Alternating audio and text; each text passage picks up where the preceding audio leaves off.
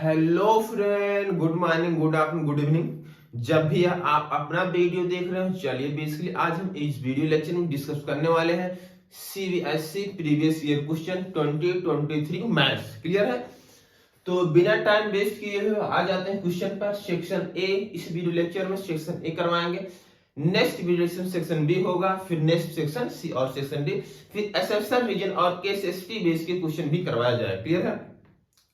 तो टाइम को वेस्ट नहीं करते हुए चलिए आ जाते हैं सॉल्यूशन पर। क्वेश्चन मैं बोल रहा हूं, जैसे बार बार बोलता हूं, जैसे ये क्वेश्चन लिखा, पहले वीडियो को क्रॉस करके क्वेश्चन को ट्राई करें, बट अगर आपसे क्वेश्चन नहीं हो रहा तो सॉल्यूशन दें। क्लियर है? तो चले आ जाए, स्टार्ट करें। If a equal to 0 1 0 0 then a की power 2023 is equal to. Clear?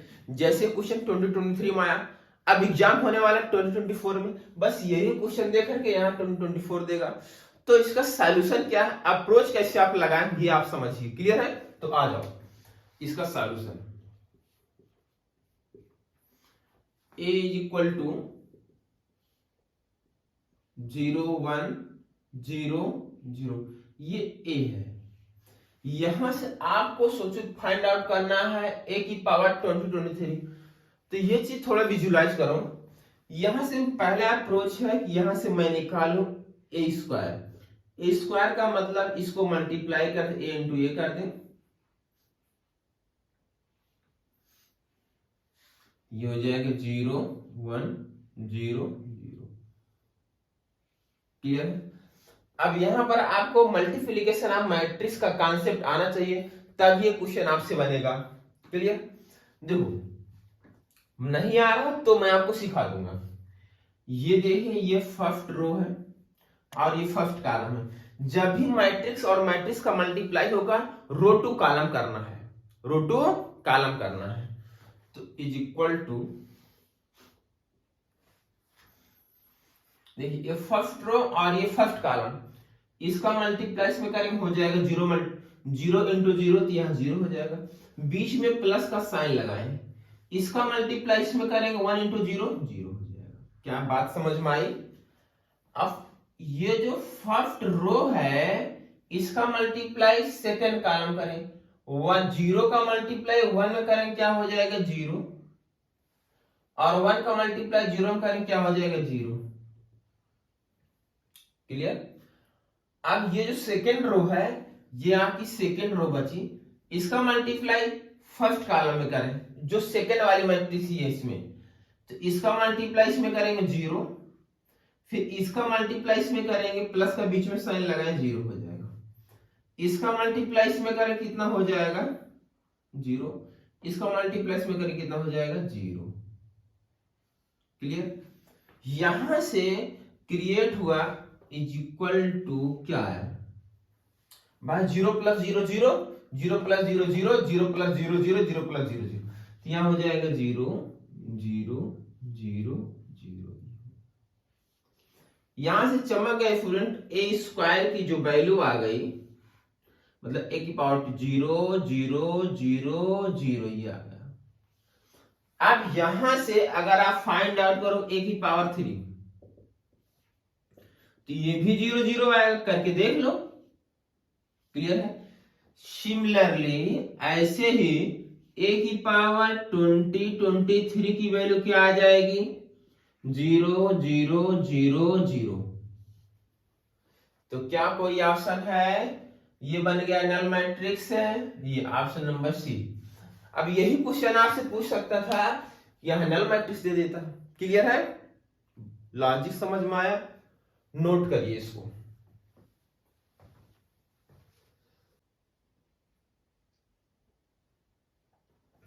चलिए स्टूडेंट, हम आ गए वापिस second question. Question number second क्या बोल रहा है, इफ मैट्रिक्स दी गई है 2 0 5 4 is equal P plus Q, P is symmetric matrix and Q is symmetric, then find the value of Q, मतलब क्यू बताना आपको। अच्छा, पहले इसका कॉन्सेप्ट देखो। ठीक, ये बताओ मैट्रिक्स ए है, कोई भी मैट्रिक्स ए है, उसको तुम लिख सकते हो। क्या इसको मैं लिख दूं ऐसे लिख सकते हो 2a/2, बोलो सही है, बाय 2 से divide, if a is a matrix, फिर बेसिकली इसको लिख सकते हो 1/2 a+a, बोलो सही है। फिर इसको लिख सकते हो 1/2 a+a का transpose a minus transpose of A, basically इसको लिख सकते हो a plus transpose of A divide by 2 plus a minus transpose of A divide by 2। चंप मतलब अगर मैट्रिक्स ए है, matrix A can form in the form of symmetric and skew symmetric. ये क्या है? ये सिमेट्रिक मैट्रिक्स है,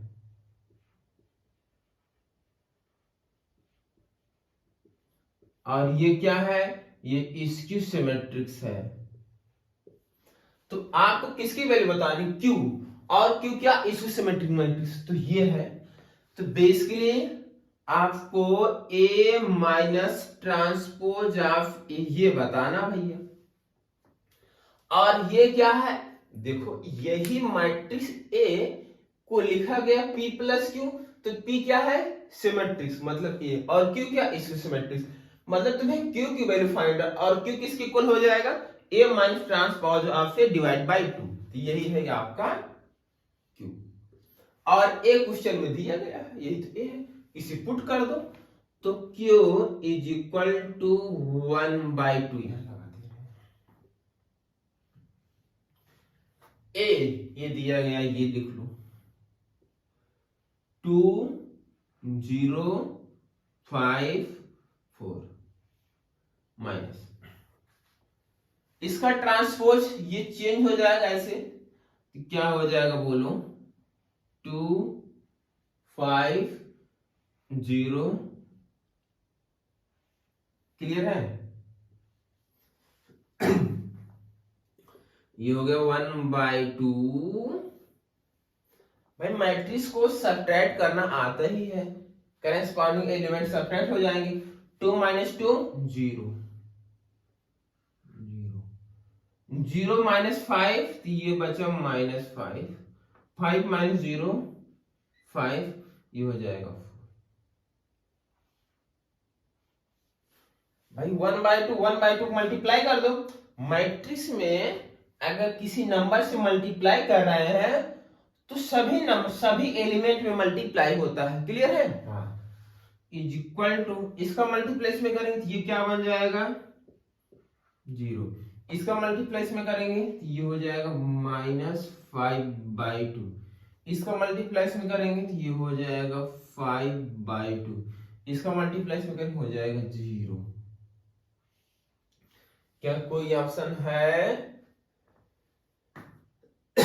कोई ऑप्शन है?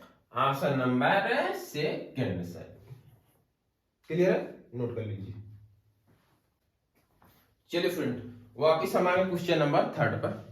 क्वेश्चन नंबर 3, इफ ये मैट्रिक्स गिवन है, is non singular matrix A is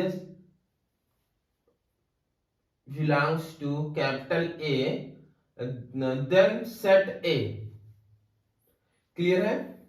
अच्छा, अब करना क्या है इसको बताओ भाई। ये बोल रहा है कि ये जो मैट्रिक्स है नॉन सिंगुलर मैट्रिक्स है, तो ए बताना है आपको, ये क्या होगा, ये कैसे निकलेगा। पहले वीडियो क्रॉस कर क्वेश्चन ट्राई करो। ये पता नॉन सिंगुलर और सिंगुलर मैट्रिक्स की कंडीशन तुम्हें आती है। कोई मैट्रिक्स ए है, if is any matrix then A is a non singular matrix, determinants of A not is equal to 0, A is a singular matrix, determinant of is equal to 0। क्या sir? ए का determinant is equal to 0, इसे क्या बोलते हैं? Singular matrix आ जाएगा। Non singular matrix, तो determinant of A not is equal to 0। बस यही लॉजिक इसमें लगाना है। अगर ये क्लियर, तो ये क्वेश्चन आ जाएगा। तो कैसे होगा बताओ? ए लिख कर लो, ए इज इक्वल टू 1 2 1 2 3 1 3 a 1। इसकी डिटरमिनेंट वैल्यू निकाल लो। ब्रेक करना आता ही तुम्हें, डिटरमिनेंट निकालना 1। फर्स्ट एलिमेंट लेंगे तो यहां लिखो 1, ये वाला कॉलम और इस रो को छोड़ देंगे। देखो भाई, इस वाले कॉलम को और इस वाले रो को छोड़ देंगे। अब बचा है, इसका मल्टीप्लाई करें, 1 का मल्टीप्लाई 3 में करें, क्या आ जाएगा 3, माइनस का साइन लगाओ। a का मल्टीप्लाई 1 में करेंगे तो a आ जाएगा। अब 1 को आपने प्लस के साथ लिया, इसको माइनस के साथ लिया जाएगा, यहां लिखे -2। अब इस कॉलम को फर्स्ट रो को छोड़ दीजिए, इसका मल्टीप्लस में हो जाएगा 2, इसके इसमें हो जाएगा 3। अब यहां बचा है 1, 1 को प्लस के साथ ले लीजिए। अब ये गया, इसका मल्टीप्लाई इसमें करेंगे, ये हो जाएगा 2a और 3 3 जा 9, चमका। अच्छा, ये हो जाएगा 3 -a, ये -1 हो गया, -1 का मल्टीप्लाई -2 करो हो जाएगा +2, और ये बचा +2a -9। अच्छा, ये देखो, ये कितना हो जाएगा, -a हो जाएगा, नहीं सॉरी प्लस है ना, 2a -a +a होगा। अब देखो 3 + 2 5, 5 - 9 -4, ये। अच्छा, ये 0 कब बनेगा, ये सब कुछ चलेगा अगर a की वैल्यू 0 हो गई। देखो, अगर a = 4 ले लिया, a की वैल्यू 0 ले लो, 2 ले लो, 3 ले लो, 4 ना लो। अगर आपने a की वैल्यू 4 ले लिया तो उस कंडीशन में इसकी वैल्यू क्या आ जाएगी, 0 हो जाएगी। तो a = 4 पर ये सिंगुलर मैट्रिक्स हो जाएगा। क्या हो जाएगा, सिंगुलर मैट्रिक्स। a क्या हो जाएगा, a = 4 क्या हो जाएगा, सिंगुलर मैट्रिक्स हो जाएगा। अगर क्वेश्चन बोला होता है कि ना यहाँ सिंगुलर मैट्रिक्स दिया होता तो a की वैल्यू पूछा, तो a = कितना हो जाता, 4। लेकिन नॉन सिंगुलर चाहिए। नॉन सिंगुलर का मतलब यह है इसकी डिटरमिनेंट वैल्यू 0 नहीं आनी चाहिए। तो a के प्लेस पर 4 के अलावा कुछ भी पुट करो, कभी 0 आने वाला नहीं है, सिवाय सब कुछ चलेगा 4 को छोड़ करके। तो रियल नंबर में से 4 को सब्ट्रैक्ट कर दो, कुछ भी यहां पुट करो, इसकी वैल्यू 0 नहीं आएगी। तो अगर तुम्हें determinant a not equal to 0 चाहिए तो a belongs to real except 4, ये होना चाहिए। क्या कोई ऑप्शन है, A B C D, last वाला ऑप्शन सही है। चमका, समझ में आया, कहीं कोई डाउट, नोट करो।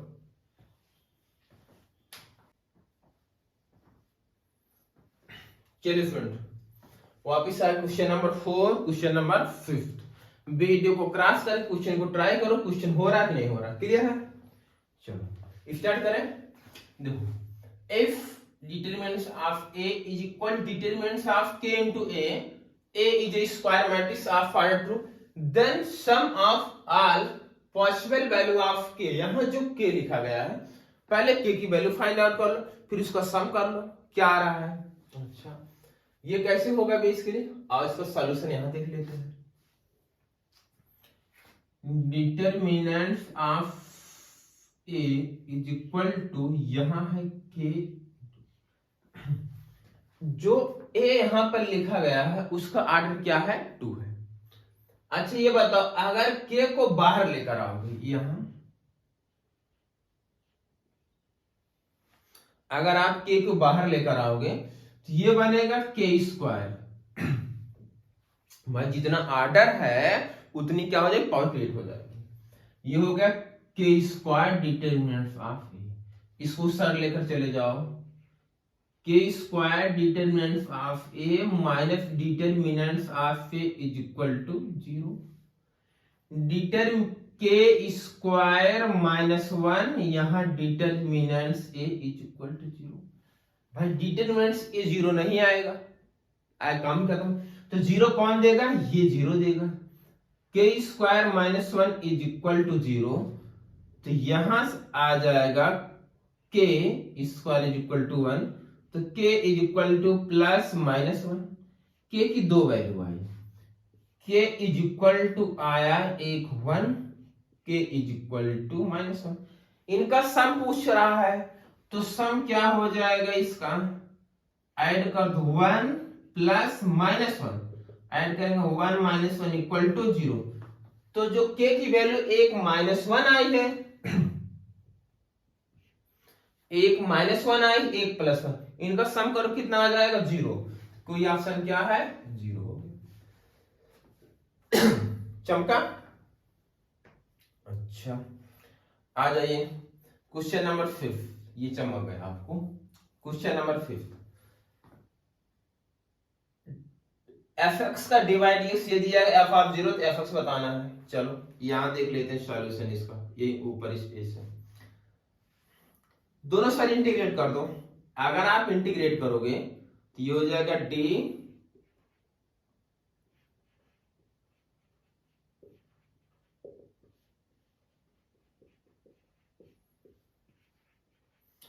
इंटीग्रेट करें, इंटीग्रेशन से डिफरेंस कैंसिल हो जाएगा, यहां हो जाएगा F X is equal to, integrate करो ए एक्स का हो जाएगा एक्स स्क्वायर बाई 2, ये हो जाएगा बी एक्स प्लस सी। अब एग्जाम को खटाक से मार दो, गलत हो जाएगा भी।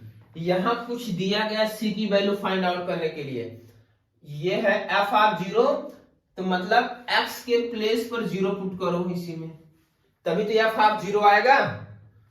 तो ये हो गया एफ ऑफ 0, यहां 0 पुट करोगे 0 0, तो 0 प्लस सी, और इसकी वैल्यू कितनी दी गई? 0 इज इक्वल टू सी। सी की वैल्यू क्या आ गई? 0।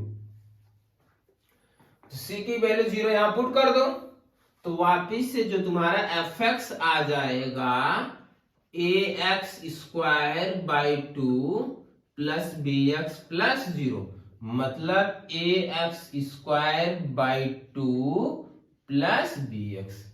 ये ऑप्शन कहीं चेक करो है, ऑप्शन नंबर सेकंड सही है। चमका? चमक गया? नोट करो।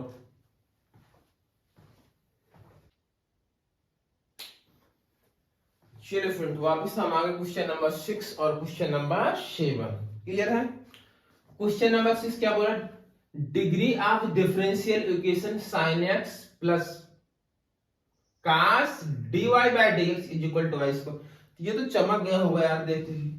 मैं बोल रहा हूं अगर डिफरेंशियल इक्वेशन है, एंगल में अगर dy बाय dx आ गया, उस कंडीशन में इसकी डिग्री डिफाइंड नहीं होती, ऑर्डर डिफाइंड होता है बट डिग्री नॉट डिफाइंड होती। बस क्लियर। देखो sin x plus cos angle में आ गया dy by dx is equal to y square, तो इसकी जो डिग्री होगी वो नॉट डिफाइंड होगी। तो डिग्री पूछ ही रहा था, इसलिए नॉट डिफाइंड हो जाएगी। बट अगर यहां पर ऑर्डर पूछता तो ऑर्डर कितना हो जाता? 1, लेकिन डिग्री नॉट डिफाइंड होती है। अगर यहां ऑर्डर दिया गया होता तो ऑप्शन नंबर बी वाला हो जाता, बट यहां डिग्री दे लिया है, इसलिए डिग्री डिफाइंड नहीं होती। क्या क्लियर हुआ? अच्छा, question number 7, the integrating factor of the differential equation. लो भाई, इसका इंटीग्रेशन फैक्टर निकालना है। आओ यही कोपचे में देख लेते हैं। 1 माइनस वाई स्क्वायर, यहां dx upon dy plus y x plus y x is equal to a. तो ये तुम्हें चमक रहा है, ये लीनियर डिफरेंशियल इक्वेशन है, तभी तो फैक्टर पूछा इंटीग्रेटिंग। तो इसको लिखो dx अपॉन dy, यहां प्लस है, प्लस लगाओ। मैं 1 माइनस वाई स्क्वायर से डिवाइड कर दे रहा हूं दोनों साइड, तो इसको इसे डिवाइड करो, यहाँ कैंसिल हो जाएगा, यहाँ हो जाएगा y upon 1 minus Y square into x is equal to a y upon 1 minus y. चंपा इतना। तो इंटीग्रेशन फैक्ट देखो, x के साथ जो कुछ भी लिखा गया मतलब है क्या, पी ऑफ y है। ये कौन सा फॉर्म बना, मैं फॉर्म लिख रहा हूं dx अपान dy, यहां हो गया P of y into x is equal to Q of Y, ये फॉर्म बन रहा है। तो इस कंडीशन में इंटीग्रेटिंग फैक्टर जो होता है ए की power P of Y into D Y, तो पी ऑफ वाई की वैल्यू ये निकल कर आई है y upon 1 minus Y square, बस इसको t मान लो, ऊपर वाला मिल जाएगा। तो क्या किया जाए, जैसे इसको t मानोगे, देखो इसको t मानो, ये चीज मिल जाएगा और माइनस के साथ आएगा तो माइनस 1/2 ln ये 1 माइनस वाई स्क्वायर हो जाए, क्या ये चमका। और इसको इधर कर दो, ए की power ln 1 minus Y square की पावर माइनस हाफ। अब बताओ इससे ln कैंसिल, तो आएगा क्या आएगा, तो 1 माइनस वाई स्क्वायर की पावर माइनस हाफ। इसको बेसिकली तुम लिख सकते हो 1 upon 1 minus Y square power half, इसको लिख सकते हो ये। सही है, चमका कि नहीं, इजी है यार, बड़ा चिल्ला है, देख लो। तो नंबर कौन सा होगा, ऑप्शन नंबर डी सही, क्लियर है। हाँ चलिए स्टूडेंट वापिस आ गए क्वेश्चन नंबर 8। क्वेश्चन नंबर 8 देखो क्या बोल रहा है, unit vector along PQ where coordinate of P and Q are respectively ये गिवन है। ये तो यार बहुत ही चिल्लर है ना। वीडियो क्रॉस करो, क्वेश्चन को ट्राई करो, हो जाएगा तुमसे, ठीक। तो देखो यार, तुम्हें PQ वेक्टर का यूनिट वेक्टर निकालना है, तो गिवन है क्या, सॉल्यूशन यही देख लें, सॉल्यूशन यही देख लें। देखो मतलब यहां ओपी क्या गिवन है, ओपी ये गिवन है 2i cap plus j cap minus k, और OQ क्या गिवन है 4i 4j माइनस 7 की। आपको यहां निकालना PQ vector, PQ equal to क्या होता है, vector PQ equal to OQ minus OP। OQ कितना है, ये है 4i 4j माइनस 7 के, माइनस OP कितना, ये है 2i प्लस j माइनस की। बस सिंप्लीफाई कर लो भैया, सिंप्लीफाई कर लो। देखो डायरेक्ट मैं कर रहा हूं, ये 2i यहां माइनस 2i, तो कितना हो जाएगा 2i, ये माइनस है यहां प्लस, ये माइनस हो जाएगा, तो 4j माइनस j प्लस हो जाएगा 3j, ये माइनस 7 के यहां प्लस ये हो जाएगा, तो माइनस 6 की।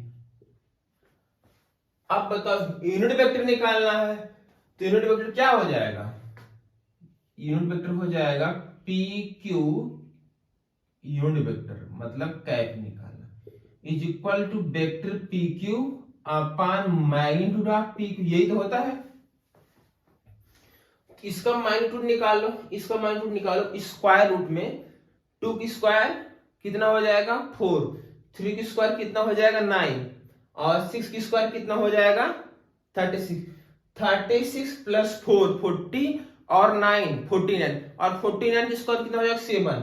तो मतलब यहां मैं बता दूं तो PQ का यूनिट वेक्टर क्या आया 2i प्लस 3j माइनस 6 के अपान यहां रूट लगाओगे 2 का स्क्वायर 4, 3 का स्क्वायर 9, माइनस 6 स्क्वायर प्लस 36। तो क्या हो जाएगा ये 2i प्लस 3j माइनस 6 के बाई 7 हो जाएगा। अलग अलग कर दो तो 2 लिख दूं 2i कैप बाई 7, ये हो जाएगा 3j कैप बाई 7 माइनस 6 के बाई 7। क्या ये कोई ऑप्शन दिखाई दे रहा है? कोई ऑप्शन नंबर 4 लास्ट वाला सही है। चेक कर लो, देखो 2i क्लियर है। अच्छा चलो आ जाए क्वेश्चन नंबर 9 पे। Position vector of the mid point of the line segment A B. चलो भैया इसको भी बना लो, इसको सॉल्यूशन देख लो। यहाँ ये एक लाइन सेगमेंट ए बी है, ठीक। मिड पॉइंट मान लो इसका P है और पोजीशन वेक्टर गिवन है कितना इसका? पोजीशन वेक्टर है 3i plus 2j minus 3k। चलो ये पोजीशन वेक्टर ये इसका गिवन है। पोजीशन वेक्टर ऑफ ए, अच्छा ए का भी पोजीशन वेक्टर कितना है? 2i plus 3j minus 4k। चलो ये भी गिवन है। Then the position vector of B का पोजीशन वेक्टर निकालना हो यार। बी का पोजीशन वेक्टर हम x मान ले, क्या है x। अच्छा तो भाई अगर P जो है A और B का मिड पॉइंट है तो इतना प्लस इतना divide by 2 equal to mid point theorem लगा दो तो हो जाएगा क्या बताओ? 2i plus 3j minus 4k plus x upon 2 is equal to इसके हो जाएगा 3i plus 2j minus 3k। बोलो सही है? इसका मल्टीप्लाई इसमें कर दो तो ये हो जाएगा 2i plus 3j minus 4k। 2 3 जा 6i, अरे प्लस x भी है ना यहाँ, प्लस x भी लिख लो भाई। इसका मल्टीप्लाई इसमें कर रहे हो तो बचा 2i plus 3j minus 4k plus x। अब इसका मल्टीप्लाई इसमें कर हो जाएगा 6i कैप 2 2 जा 4j cap minus 6k cap. x निकालना है, इसको उधर लेकर चले जाओ तो यहां से x क्या आ जाएगा? 4i cap plus j cap minus 2k cap. यही B का पोजीशन वेक्टर आ गया 4i plus j minus 2k। हाँ ऑप्शन नंबर डी सही है। चमका, चमक गया, ठीक है नोट कर लीजिए आप। चलिए स्टूडेंट वापिस आए क्वेश्चन नंबर 10। क्वेश्चन नंबर 10 क्या बोल रहा है? Projection of vector 2i plus 3j on the vector 3i minus 2j is. ये बताओ, यहां देखो सॉल्यूशन। प्रोजेक्शन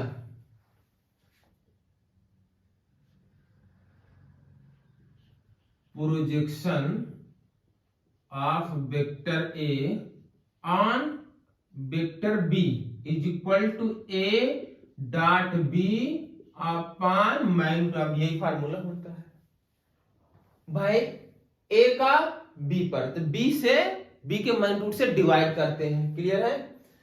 तो यहां पूछ रहा है 2i plus 3j on the vector ये, तो इन दोनों का डॉट करो तो क्या हो जाएगा देखो 2i plus 3j dot 3i minus 2j upon किसकर पूछ रहा है? इस पर, तो इसके मैग्नीट्यूड से डिवाइड करते हैं।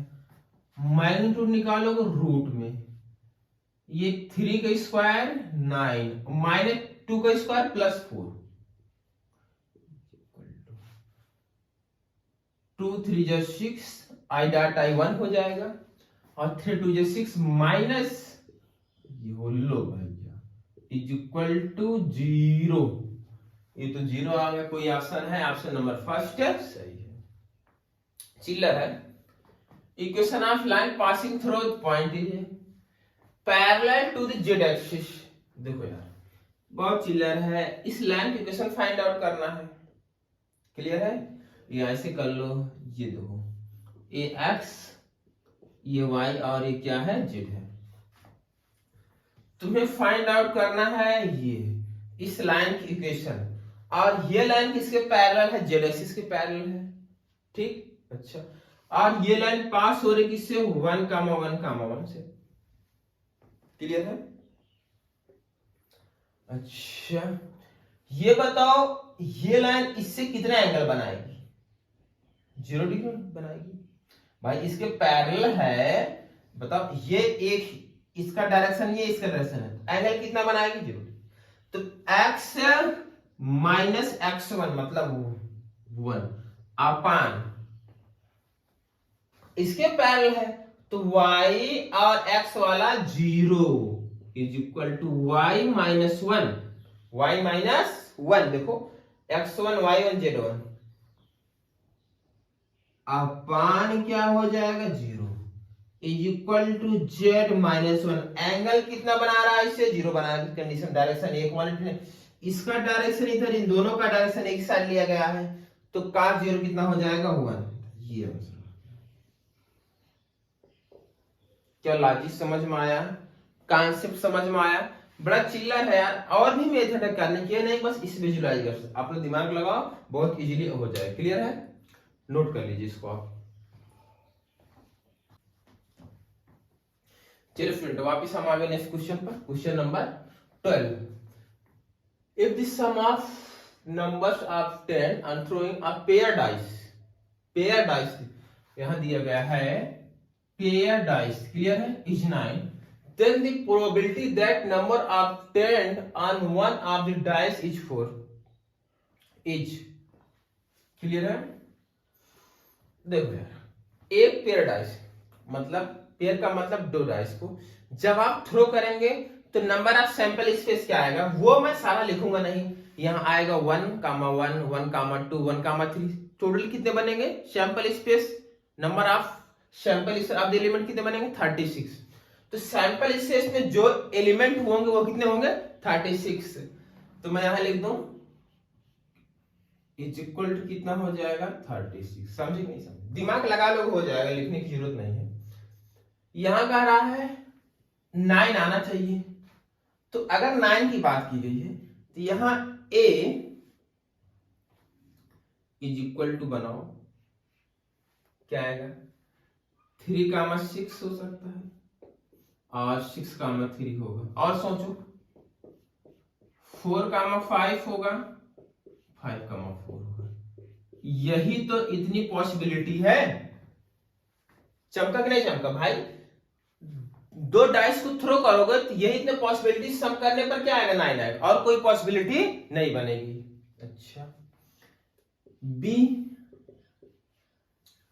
निकाल लो, प्रोबेबिलिटी ऑफ 10 by 4, एक डाइस पर 4 आना चाहिए, तो मान लो फर्स्ट वाले पर 4 आया, सेकंड वाले पर सम 9 होना चाहिए, और या पहले वाले 5 आया, सेकंड वाले 4 आया। चमका? ए इंटरसेक्शन बी निकाल लीजिए, ए इंटरसेक्शन बी निकालेंगे, देखो ये दोनों कॉमन है, तो यहां पर भी आएगा 4,5 आएगा, और 5,4 आएगा, बस अब काम बन गया। प्रोबेबिलिटी अब किसकी प्रोबेबिलिटी निकालनी है, देखो तुम्हें, देखो किसकी निकालनी है, मतलब if the sum इतने then the probability that number of 10 by 4, जिसकी प्रोबेबिलिटी निकाली वो ऊपर रहता है, तो प्रोबेबिलिटी किसकी निकालनी है, प्रोबेबिलिटी किसकी निकालनी है, जिसमें 4 आए वो चीज क्या रहा है, ऊपर रहे, इसको भूलना नहीं है आपको। अच्छा एक मिनट, यही मैं निकाल दूं, probability of A intersection B निकाल दूं जिससे क्लियर हो जाए। Probability of A intersection B कितना, 2 एलिमेंट हैं, तो 2 अपॉन सैंपल स्पेस कितना नंबर ऑफ एलिमेंट्स, 36। क्लियर है? और प्रोबेबिलिटी ऑफ ए कितना हो जाएगा, 1 2 3 4 एलिमेंट है, तो 4 अपान 36 हो जाएगा। और प्रोबेबिलिटी ऑफ बी क्या हो जाएगा? प्रोबेबिलिटी ऑफ बी 2 अपान 36 हो जाएगा। क्लियर है?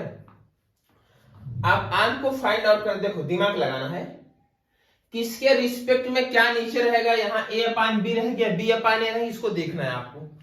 देखो एक बार फिर से मैं इसको पढ़ो अच्छे से, क्वेश्चन क्या बोल रहा है यहाँ। Then the probability that number after on 1 of the dice is 4, मतलब इसकी प्रोबेबिलिटी पूछ रखा है यहाँ पर, इसकी प्रोबेबिलिटी ये तो दिया गया, पूछा इसका, ये गिवन है, ये स्टेटमेंट आपको दिया गया है, इसकी प्रोबेबिलिटी पूछ रखा है। अगर इसकी प्रोबेबिलिटी पूछ रखा है तो कंडीशन क्या होगा ये तुम्हें बताना है भाई। प्रोबेबिलिटी इसकी पूछा है ना, ये नीचे वाली प्रोबेबिलिटी पूछा है। अब दिमाग लगाओ, अगर नीचे वाले की प्रोबेबिलिटी पूछा है, नीचे वाले की प्रोबेबिलिटी पूछा है, तो यहां ये बताओ तुम ए अपान बी मैं लिखूं या यहां बी अपान ए लिखूं? कमेंट करो इसको, बताओ क्या होगा, सोच के बताओ, डरना नहीं, सोच के बताओ। फार्मूला पता है, इन सबका फार्मूला पता है क्या होता है? फार्मूला तुम्हें पता है, इसका फार्मूला होता है पी ऑफ, क्या होता है फार्मूला? पहले कमेंट करो तब बताऊंगा। इसका फार्मूला कमेंट करो क्या होता है भाई। अगर यहां नीचे बी है, यहां P of A intersection B upon P of B होगा, और यहाँ पी ए इंटरसेक्शन बी तो होगा ही, यहाँ पी ऑफ ही होगा, यही होगा। अब तुम बताओ, यहां ये लगेगा, ये लगेगा, यहां ये चीज पढ़ करके तुम्हें सोचना है तो एग्जाम में गलत करके आओगे। क्लियर है? हाँ, एग्जाम में गलत करके आओगे। अब मैं बार बार बोल रहा हूं, इसी वजह से इसको मैं समझाने की कोशिश कर रहा हूं, तुम्हारे दिमाग में ये चीज चमक जाए। देखो यहाँ ए की प्रोबेबिलिटी इतनी है और बी की प्रोबेबिलिटी इतनी है, और दोनों का इंटरसेक्शन की प्रोबेबिलिटी इतनी आई है, और ये जो 4 मतलब पहले डाइस पर 4 आना चाहिए, वो किसमें है? ये इसका स्टेटमेंट जो है ये लिखा गया है, कंफ्यूज नहीं होना है भाई। इसी की प्रोबेबिलिटी पूछी, इसका स्टेटमेंट यहां लिखा गया है, इसका स्टेटमेंट यहां लिखा। जिसकी प्रोबेबिलिटी पूछेगा, जिसकी प्रोबेबिलिटी पूछेगा वो ऊपर रहता है। फिर से बोलो, जिसकी प्रोबेबिलिटी पूछेगा वो यहां पर रहेगा, जो गिवन है वो नीचे रहता है। तो मतलब क्या, P of B is equal to intersection, इसकी वैल्यू कितनी आई है? निकल के आई है कितना? ये आई है 2 अपान 36 अपान, इसकी वैल्यू कितनी निकल कर आई? P ऑफ A 4/36, सिंप्लीफाई करो, 2 अपान 36 इज इक्वल टू 36 अपान 4, इससे कैंसिल, इससे ये कैंसिल, आ गया 1/2। 1/2 कोई ऑप्शन है? ये वाला। चमका? चमका कि नहीं चमका? तो ऐसा क्वेश्चन आएगा, आपको गलत करके नहीं आना है। एक बार मैं फिर से देखो, जो चीज गिवन है, क्योंकि इसकी प्रोबेबिलिटी इसके रिस्पेक्ट निकालना, तो जिसकी प्रोबेबिलिटी निकालनी वो ऊपर है, जिसके रिस्पेक्ट में निकालना वो नीचे रहता है। बस चमका, नोट कर लीजिए इसको। चलिए स्टूडेंट, क्वेश्चन नंबर 13 देख लो। एंटी डेरिवेटिव, एंटी डेरिवेटिव मतलब क्या है? इसका इंटीग्रल फाइंड करना है विद रिस्पेक्ट टू एक्स। आओ, इंटीग्रल फाइंड आउट करना, ये हो जाएगा tan x - 1 या पानी हो गया tan x + 1 dx, और मैच कराना है। अब तुम ये सोचो, सेक सेक सेक दिया गया है, तो अगर ये पूरा फॉर्म tan में काउंट होगा तभी tan का इंटीग्रल log sec x होगा या माइनस log cos x होगा, तो इसको tan में बनाना है। मैंने माइनस कॉमन कर लिया, 1 - tan x अपान 1 + tan x dx हो गया। अब बताओ, ये तो यार फार्मूला हो गया किसका? माइनस ये फार्मूला हो जाएगा tan π/4 - x dx। बोलो सही है कि नहीं? tan a - b अप्लाई करो, ये आ जाएगा। tan का इंटीग्रल क्या होता है? log sec x, ये हो जाएगा log mod में sec pi by 4 minus x plus c, यहाँ माइनस था लेकिन एक्स कॉसेक नेगेटिव है मतलब -1 है, डिवाइड बाय -1 करो, -1 क्या हो जाएगा प्लस हो जाएगा। ये ऑप्शन, कोई ऑप्शन है, ऑप्शन नंबर सी सही। चमक गया, आया समझ में, नोट करें आप इसको। चलिए फ्रेंड, हम आ गए वापस क्वेश्चन नंबर 14। क्वेश्चन नंबर 14 क्या बोल रहा है, if a, b, c, d, e, f are the vertices of triangle ABC, और यहाँ del denoted the area of triangle ABC, तो ये बताना है। ये तो यार बहुत ही चिल्लर है, बहुत ही चिल्लर है। ये बताओ, ये देखो एक ट्रायंगल है ABC, ये है x1 y1, ये है x2 y2, ये है x3 y3। एरिया का फार्मूला क्या होता है, 1/2 डिटरमिनेंट लगाओ, x1 y1, यहां 1 लिख दो, ऐसे भी लिख सकते हो, और यहां लिखो x2 y2, यहां 1, यहां x3 y3, यहां 1, ऐसे भी कर सकते हो। क्लियर है यहां तक पास? या आप ऐसे कर सकते हो, 1/2 x1 x2 x3 लिखो, y1 y2 y3, यहाँ 1 1 1, ऐसे भी लिख सकते हो। क्लियर है? तो यहां पर वर्टिसेस गिवन है, तो मैं डायरेक्ट लिखूं del is equal to 1/2 x1 y1, sorry x1 x2 x3, तो x1 a, x2 c, x3 e, y1 b, y2 d, और y3 f, यहाँ 1 यहाँ 1 यहाँ 1, बस समझ में आई। ये d है, इसको मल्टीप्लाई कर दे, यहाँ हो जाएगा 2 del इज इक्वल टू, देखो यार चिल्लर है एकदम। यहाँ स्क्वायर थी, स्क्वायरिंग कर दो, लो कर दो स्क्वायरिंग, तो कितना हो जाएगा 4 del square is equal to, ये बचा स्क्वायर, तो लो ये हो गया ऑप्शन। चमका गया, ये चमक गया, तो आप इसको नोट कर लीजिए। क्लियर है? बाकी अभी क्वेश्चन नंबर 14 हो गया, 15 16 17 18 19 और 20 नेक्स्ट वीडियो लेकर आएंगे। तब तक के लिए आप पढ़ते रहिए। Bye bye.